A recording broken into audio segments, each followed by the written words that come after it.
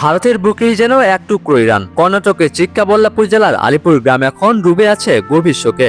ইরানের সর্বোচ্চ ধর্মীয় নেতা আয়াতুল্লাহ আলী খামেনির প্রয়াণে 3 দিনের শোক পালন করছে ছোট্ট এই গ্রামটি। মাত্র 25,000 মানুষের বাস এই আলিপুরে, যার 90%ই শিয়া মুসলিম।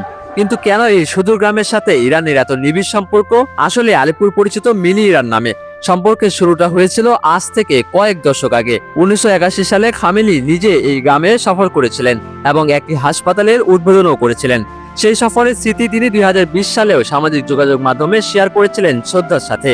আজও এই গ্রামের বহু যুবক উচ্চশিক্ষার জন্য পাড়ি জমান তেহরান কিংবা মাশহাদে। প্রিয় নেতার মৃত্যুতে তাই থমকে গেছে আলিপুরের জনজীবন। বন্ধ রাখা হয়েছে দোকানপাট ও স্থানীয় প্রতিষ্ঠান।